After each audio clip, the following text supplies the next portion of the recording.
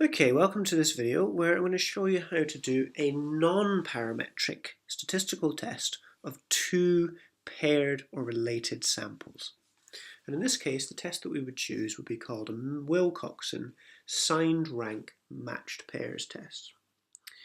So I've opened up my data in SPSS, and what you can see here is the data for 10 participants, and they've each done two trials. They've done a breakfast trial and they've done a no breakfast trial. And what we've measured in each of those trials is how many calories the participants have eaten at lunch in both of these trials.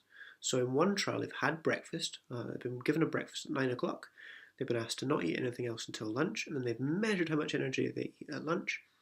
And then in the no breakfast trial they've been asked to fast until 12 o'clock, and then they've measured how much energy they subsequently eat at lunch. So seeing whether there's a difference in how much people eat at lunch if they either eat or skip breakfast. Now this data is paired because we've got 10 participants that have done two trials separated by a washout period. So it's paired data, and I've tested this data and it is not normally distributed.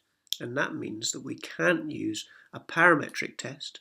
We have to use a non-parametric test to compare whether there is a difference between these two sets of data.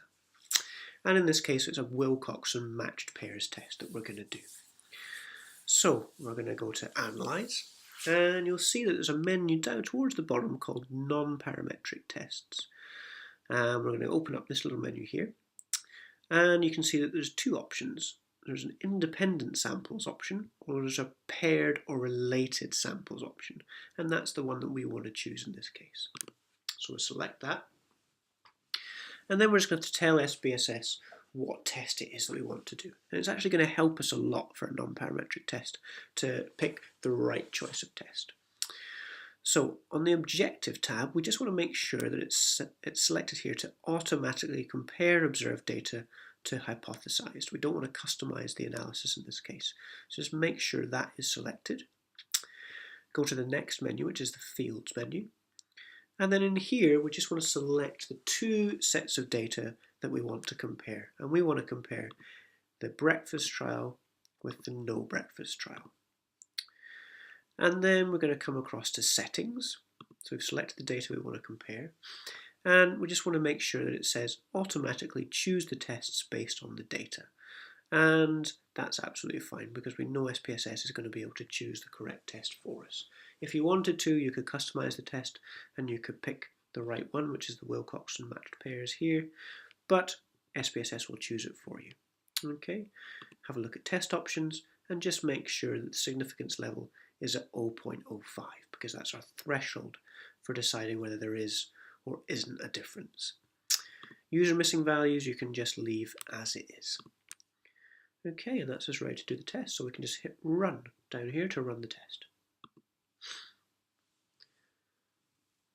And here's the results of our test, and you can see here that the test that is chosen is the related samples Wilcoxon signed rank test, and it's compared the median of the differences between energy at lunch in the breakfast and energy at lunch in the no breakfast trials.